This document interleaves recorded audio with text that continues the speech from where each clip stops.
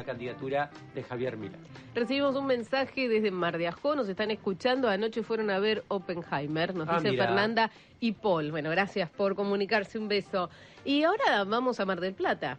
Vamos a Mar del Plata. Dijimos que íbamos a hablar de esta novela, de Pulsión, de este tema tan de nuestro, ¿no? Que es un drama social. Y vamos a hablar con una escritora que ella también es abogada, es docente, y en la Facultad de Derecho, no sé si ahora sigue ejerciendo, ahora me va a contar, porque escribe mucho, publicó muchas novelas, desde Tormentas del Pasado, Renacer de los Escombros, una obra sobre el terremoto de San Juan, que esta novela siempre la recomiendo, Pinceladas de Azabache, Con el corazón al sur, por ahí la recuerdan por alguno de estos títulos, Por la sangre derramada, Napalpía, Atrapada en el viento, En la arena de Gijón, Secretos al alba, El susurro de las mujeres, que estoy leyendo, y Pulsión, su última novela.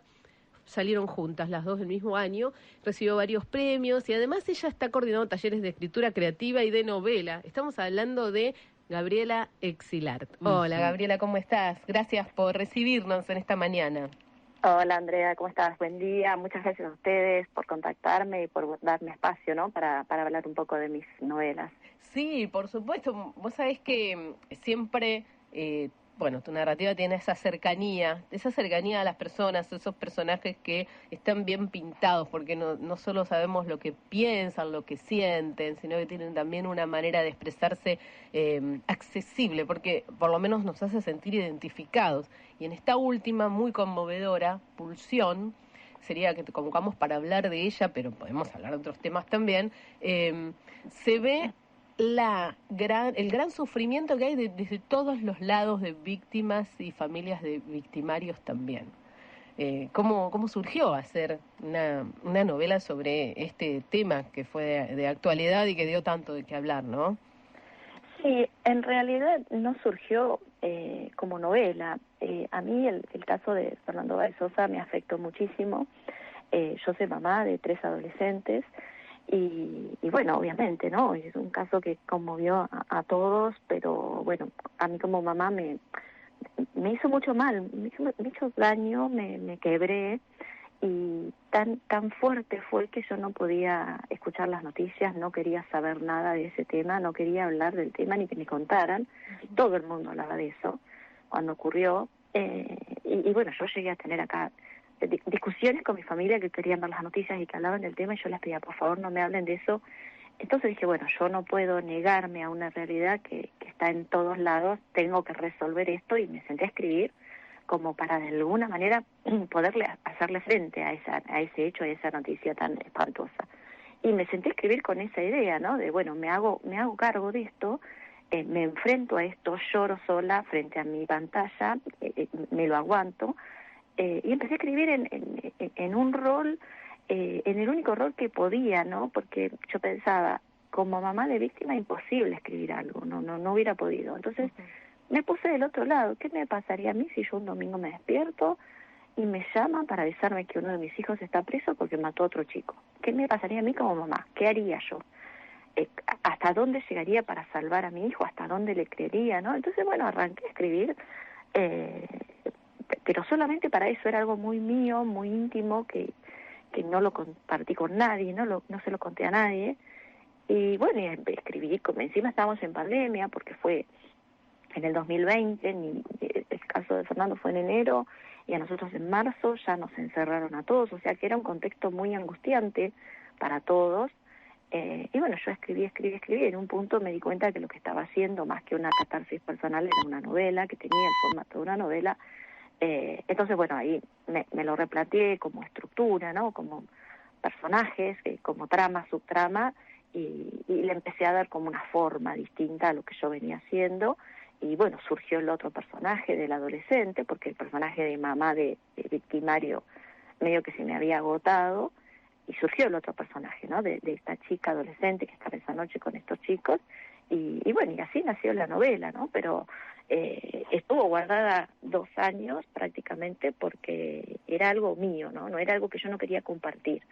Hasta que en un momento, bueno, decidí mostrarlo, se lo mostré a mi agente, y bueno, ella me dijo que tenía posibilidades de ser publicada, que era una muy buena historia, y ahí arrancamos el camino de la publicación, pero no nació inicialmente como una novela.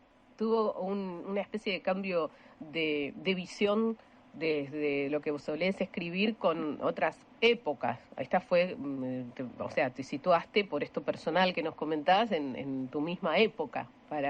Sí, algo muy distinto, sí. Porque yo por lo general lo que se conoce de mi obra es la novela romántica con ambientación histórica, y esto, bueno, no era ni romántico, ni histórico, ni nada que se le pareciera, o sea, era una novela muy actual, muy contemporánea, lamentablemente, con hechos que vivimos a diario, que padecemos a diario y que los vemos en las noticias todo el tiempo, esta violencia que está en nuestra sociedad y que sale en todos lados y con personas cada vez más jóvenes, ¿no? Con chicos cada vez más jóvenes que terminan matando a otro. Entonces, bueno, fue algo realmente muy fuerte para mí ponerme en esas voces, ¿no? Y también muy conmovedor para los lectores porque empezamos, por más que sabemos del caso, sin saber quién es la narradora, quién está hablando. Ada, ¿es la madre de quién? Pensamos, ¿no? Claro. También creemos, igual que ella, tenemos una venda en los ojos, no sabemos si Damián es asesino, es cómplice, si estaba ahí y no hizo nada, si es como su amigo. O sea, tiene también su intriga el libro, porque no por basarse en un hecho real sabemos todo, porque muchos tampoco mirábamos las noticias como una telenovela y no queríamos saber detalles. Por lo tanto, también nos encontramos con sorpresas y con decisiones. Bueno, también, ¿cómo fue que hiciste ese proceso? Cuando lo estabas escribiendo como catarsis, como contabas, ¿ya pensabas en un final? No, porque yo, como arranqué medio sin plan de vuelo, por decirlo de alguna manera, sí. No sabía para dónde iba a ir, pero mi desafío era, como mamá, pensarme a mí en esa situación espantosa, hasta dónde llega una mamá, ¿no? Para salvar a su hijo, hasta dónde le cree, cuál es el límite, y cuándo se cae la venda o si no se cae, ¿no? Y hasta el momento no sabemos si este personaje es culpable o no, porque si bien está basado en un caso real, es una novela, es ficción. Todo lo que yo cuento ahí es ficción, es inventado, con una base de realismo en el caso, pero no deja de ser una ficción. Entonces mi desafío era, bueno, ¿hasta dónde llega una madre? ¿Cuál es el límite de una madre? Ese era el personaje más complejo para mí. Y planteármelo a mí como mamá, ¿no? Dios quiera que nunca tenga que estar en esa situación, pero ¿hasta dónde llegaría yo para defender a mis hijos? Porque creo que una madre hace todo lo que está a su alcance, pero bueno, ¿cuál es el límite? ¿No? ¿Cuál es el límite? Y ahí entra a jugar lo que es la conciencia y los valores morales, y esto que decías vos, bueno, uno, el que está ahí y el que no hace nada, o el que sabe y no dice, termina siendo cómplice, termina siendo encubridor. Entonces, bueno, jugar un poco con esos límites, tanto respecto de la mamá como de la amiga, la chica que está enamorada. ¿Dónde está el límite?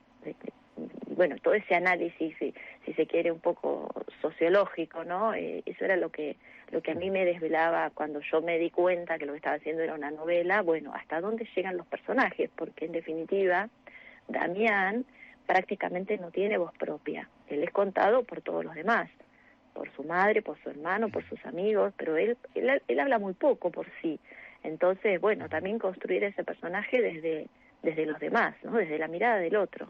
Vos sabés, Gabriela, que claro, vos lo podés procesar, seguramente te sirvió y mucho esa inquietud que tenías al desarrollar tu arte, el de la escritura, para basarte en ese hecho. Yo tuve una sensación en enero, cuando se produjo entre enero y febrero el juicio, ¿no? Que volvió a reverdecer todas esas imágenes horrendas del momento del asesinato.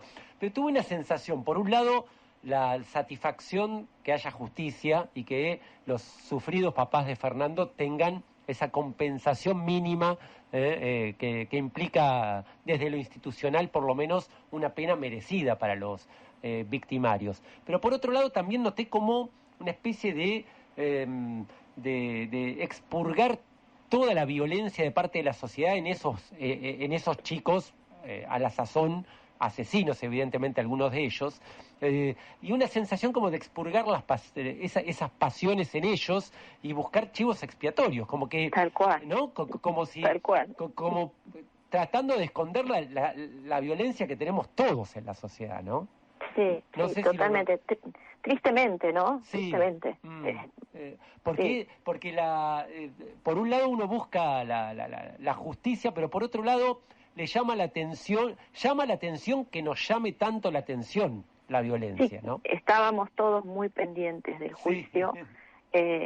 Yo lamentablemente para mí fue revivir todo, ¿no? Otra vez, pero no podía estar ajena porque encima coincidió con el lanzamiento de la novela y me llamaban de los medios para preguntarme qué opinaba del caso y yo realmente no lo quería ni ver al juicio porque era otra vez caer en lo mismo, ¿no?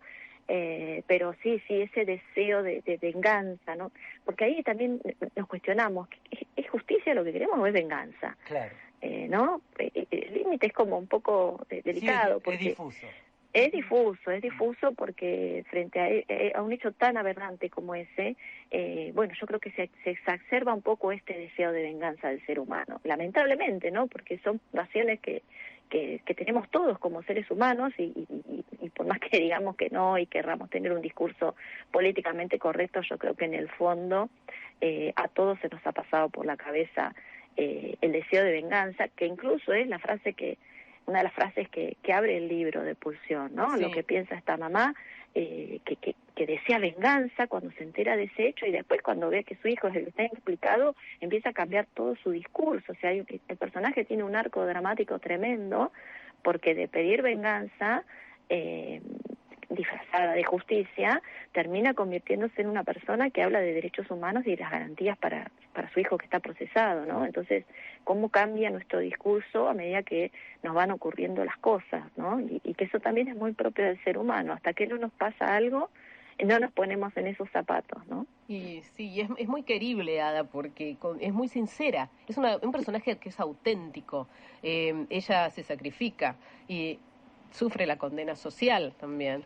Totalmente. Una sublectura del libro es esto de la lucha de clases y de las personas que tenían más acceso a la justicia con más dinero o iban a un defensor oficial, los vericuetos también, ¿no? Un poco de la corrupción. Eso te serviste de tu profesión de abogada para poder entrar en ese lugar de la trama.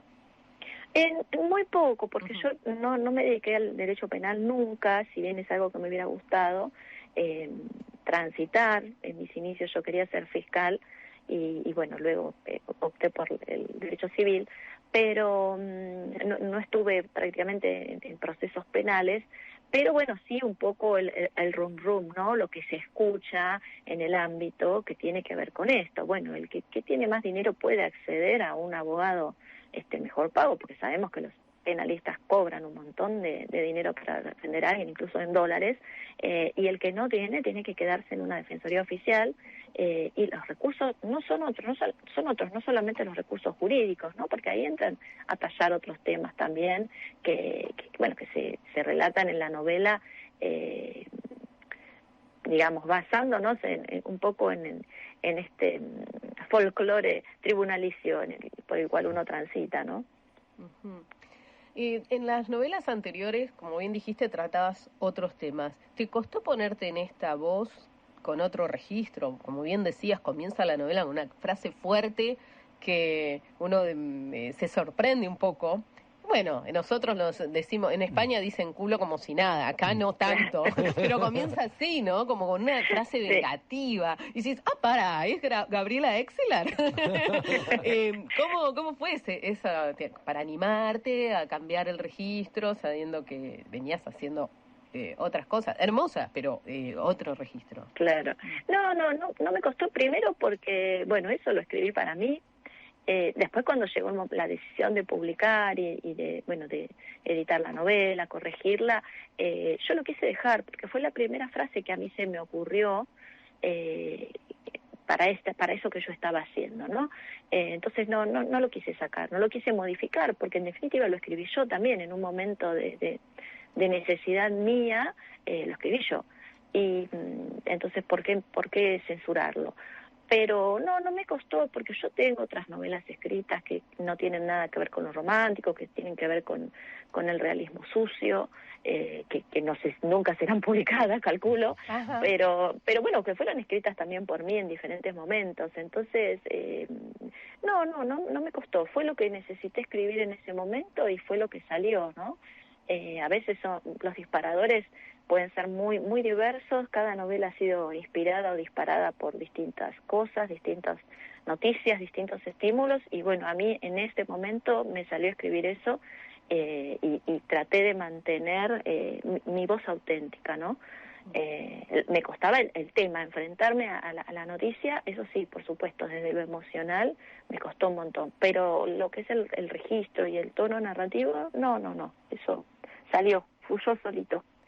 Esto que decís del realismo sucio me interesó porque me hace pensar también un poco en el encasillamiento que se padece a veces y otras veces no. Pero ¿cómo es esto de las exigencias en tu carrera por las editoriales o por vos mismas o por los lectores y mayormente lectoras a la hora de pensar una ficción?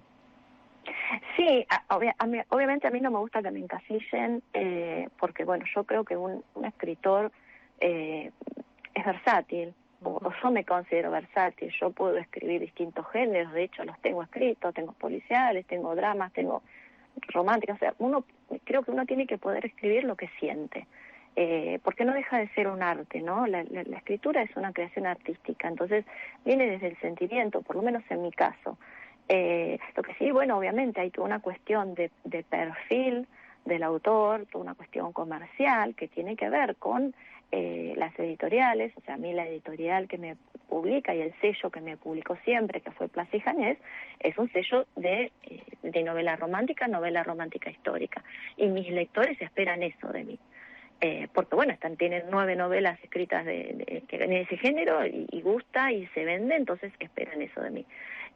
Pulsión es una novela distinta, es contemporánea, fue publicada por otro sello, fue publicada por Sudamericana, y yo ahí noté el cambio, sí, el público que fue a la Feria del Libro en mayo fue otro público, muy poquitas lectoras de la novela romántica, era un público totalmente nuevo, distinto, que me conoció por Pulsión y que quizás se acerque a mi otra obra, ¿no? Entonces sí, existe un encasillamiento que tiene que ver con lo comercial, pero bueno, en mi caso yo trato de escribir, de ser fiel a mí misma y escribir lo que yo tengo ganas de escribir. Después, bueno, lo ofrezco, si se publica, buenísimo, y también como una prueba, ¿no? Bueno, mis lectores me van a seguir en todo lo que yo escriba. Bueno, Compulsión fue un poco un muestreo de eso también. A algunos sí, otros no, a otros no les gustó, pero accedió a un público nuevo, ¿no? Que tiene que ver con el género. De manera que como conclusión, sí hay un nicho en lo que es la novela romántica histórica, pero hay una puerta que se abre y que puede llegar a otros lectores, ¿no?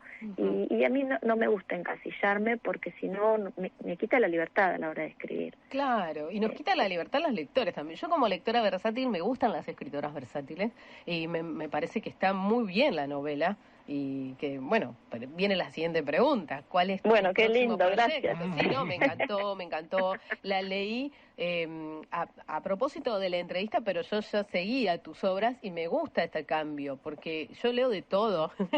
Qué bueno. Muchos qué bueno. géneros. Entonces, es bueno saber que una escritora puede hacer lo que desee y sabemos que el mercado a veces exige también, ¿no? Sí, por supuesto. Pero bueno, yo, si a mí me preguntan cómo soy yo como lectora, y quizás lo que menos leo es novela romántica. ¿Qué estás leyendo? Yo leo otras cosas. A ver, estoy leyendo un policial. Me gusta mucho el policial, entonces me gusta mucho el realismo mágico. Ay, sí. Leo romántica, sí, cuando mis amigas publican, que tengo muchas amigas en el sello y de otras editoriales, por supuesto que las leo, porque son colegas y me gusta la novela romántica. Pero a la hora de yo ir a comprar quizás un libro, y por ahí opto más por un policial, o por una novela realista que puede tener romance o no, pero o autores nuevos, ¿no? Autores que son de sellos pequeños, casi desconocidos, pero que, bueno, son muy buenas letras, muy buenas voces, y a mí me gusta buscar eso, ¿no? Salir un poco del comercial. Entonces, bueno, también me gusta jugar a veces con lo que escribo, y bueno, explorar un poco los límites de cada uno. Claro. Vos sabés que cuando hablabas de Pulsión y decías, tenía la trama, la subtrama, el personaje estaba agotado. A mí siempre me interesa mucho, será que a veces me animo un poquito a escribir, que ¿Cómo va elaborando el escritor, la escritora, la novela? Si a veces te sorprende a vos mismo un personaje y cambiás el final? ¿Todo ese proceso es sorpresivo o es muy meticuloso y por ahí tu cabeza, digamos, de abogada es más estructurada para llevar adelante y diseñar una novela? No, yo soy bastante anárquica a la hora de escribir. Me gusta sorprenderme a mí cada día y vivir la historia, ¿no? Yo cuando escribo, cuando tengo ese impulso creativo, la vivo todos los días y me voy sorprendiendo de lo que va pasando, lo que van haciendo. Obviamente hay un mínimo plan, ¿no? Claro. Pero me ha pasado, como decís vos, a un personaje le tenía destinada una cosa y después me enamoro tanto de ese personaje que me da pena y le genero otro final. Me pasó en La arena de Gijón con el personaje de Marco. Marco iba a morir. Y bueno, finalmente no murió. Entonces después no íbamos, bueno, listo, no lo mató, pero lo voy a dejar solo, abandonado en un rincón de España. Y al final no lo dejé ni solo ni abandonado, le generó. Y me pasó con muchos personajes que a los que les tengo predestinado algo y después se los cambio, ¿no? Pero eso es lo lindo de ir escribiendo, que día a día uno va viviendo esa historia. Obviamente que hay un plan general, una trama principal y subtramas, pero bueno, por lo general no son caminos tan cerrados que uno no pueda modificar. ¿Sería más fácil tenerlo todo previsto de entrada? Sí, por supuesto, pero no sé, en mi caso me parece que le quitaría mucha adrenalina. En algunos casos tenés que investigar mucho, ¿no?, para hacer un libro. Por ejemplo, El susurro de las mujeres, donde se habla de los derechos femeninos con la primera médica, la primera abogada, se habla de la lucha por el sufragio, por trabajar, por estudiar, por todo, ¿no? Porque era en 1900. Se ve que hay mucho de documento puesto, sí, hay datos. Sí. Muchísimo, y ahí en esa novela estaban todas las ponencias del Congreso Internacional de 1910, todas las ponencias que hubo de diferentes temas, y bajar toda esa información a la novela y que no cansara, es muy difícil, porque hay que ponerla en la voz de los personajes, hay que meterlas en los diálogos, ¿no? Porque si no el lector se aburre. Si yo te copio todo lo que dice una ponencia, es como leer un código civil o un código de cualquier otra materia, es un embole para el lector. Entonces toda esa información interesante, porque toda esa lucha y todo lo que se proponía era de avanzada, porque eran cuestiones que aún debatimos hoy, sí. Había que ponerla de manera que fuera amena, que fuera ágil, y bueno, hay que ponerla en los diálogos. Y bueno, y a veces no es fácil, ¿no? Porque tampoco es un diálogo súper extenso para meter todo lo que se proponía en esos congresos. Así que sí, además de la investigación, es bueno volcarlo en la novela de manera que sea lindo para su lectura, que sea entretenido. Y encima también estaba en paralelo lo de la cárcel del fin del mundo, en Tierra del Fuego, con la descripción de ese lugar tan inhóspito y terrible. Así que sí, se nota que te ilustraste un montón para hacerla. Sí, bueno, además yo estuve en esa cárcel, fui 2 veces en el mismo viaje, fui la primera vez y ahí dije, yo tengo que escribir algo sobre esto. Entonces fui, al día siguiente volví y me compré todos los libros del museo, todo lo que conseguí de la cárcel lo compré. Y bueno, y por eso también pude plasmar en la novela la parte del penal de Ushuaia, y a su vez me traje otro libro que tenía que ver con un hecho que yo prácticamente no conocía, que ocurrió en Ushuaia, y que es el que se cuenta en la novela que va a salir ahora. Sí. Bueno, un adelanto. Sí. ¿Se cuenta sobre ese caso? Sobre ese hecho, sí. A mí me suena el petiso orejudo. Ay, no sé, me parece. Está el petiso orejudo también, y se cuentan cosas del penal unos años más adelante, ¿no? En la década infame, en la década del 30. Y bueno, es una continuación del susurro de las mujeres, porque hay un personaje que queda ahí medio suelto, que tiene un final un poco triste en el susurro de las mujeres, que bueno, ese personaje se vuelve a Ushuaia y tiene ahí su historia, su reivindicación, y bueno, y se cuenta además un hecho histórico de Ushuaia. Qué bueno, gracias por el adelanto, vamos a estar pendientes. Y eso ya porque en septiembre sale. Bueno, estamos... ¿en septiembre? Bien. Sí, ya estamos. Les cuento a los que recién se enganchan que estamos hablando con Gabriela Exilard y estamos hablando de 2 libros a la par porque salieron el mismo año. El último fue Pulsión y El susurro de las mujeres, un poco anterior. Me costó saber cuál salió antes porque estuvieron muy... ¿Cómo fue eso de publicar 2 libros el mismo año? Sí, la verdad que yo soy una bendecida, yo tengo que agradecer siempre a Penguin Random House, a mi editora en ese momento, Florencia Cambarieri, que bueno, ahora ya no está en la editorial, pero bueno, que en ese año me publicó 2 novelas, porque bueno, en mayo, para la feria anterior, salió El susurro de las mujeres, y cuando teníamos ahí Pulsión dando vueltas, no sabíamos en qué momento del calendario ubicarla, ¿no? Porque la editorial tiene un plan de publicación que lo hace a principio de año y Pulsión no estaba prevista, entonces me hicieron 2 propuestas. Bueno, o la publicamos en diciembre de 2023 o diciembre de 2022, le hacemos un hueco.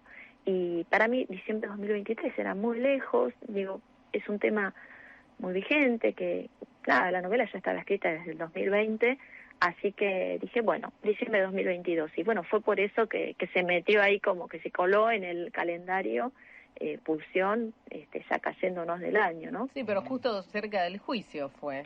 Sí, y el juicio que inició después en enero, sí, la verdad que fue todo como muy fuerte porque fue todo junto. Bueno, Gabriela, muchísimas gracias por este momento. Es un placer hablar con vos. Yo sé de buena fuente que tenés una hermosa relación con tus lectoras y, bueno, ahora también reafirmo que con el periodismo. Sí, por supuesto. Me encanta charlar con ustedes y más que me dan el espacio siempre y que además que realmente leen los libros, ¿no? Porque a veces te entrevista a alguien que no te leyó y que más o menos habla así un poco a ciegas, pero bueno, yo me doy cuenta que ustedes han leído, que se interesan por la obra y eso es maravilloso, supuesto, porque se produce un intercambio, un diálogo muy lindo, muy fluido. Así que bueno, siempre agradecida por los espacios en la radio. Muchísimas gracias por contactarte Gracias a conmigo. vos. Bueno, te voy a contar un pecado, porque es feo que se lo cuente a la audiencia cuando cortemos y vos no escuches. Hace muchos años, en un programa que acá conducía Osvaldo Quiroga, yo participaba y él tuvo un problema que se desconectó, no pudo estar al aire, había quedado una entrevista con vos y dijo, hacela vos. Yo no había leído el libro y me dio muchísima vergüenza. Y Ay, vos hace un montón de eso. le pusiste una onda acá en Radio Provincial, la remaste. Yo no sabía ni qué preguntarte. Me acuerdo, pero no me acordaba que eras vos. Era yo, pero ya evolucioné. Además que siempre fui lectora, por eso me daba vergüenza.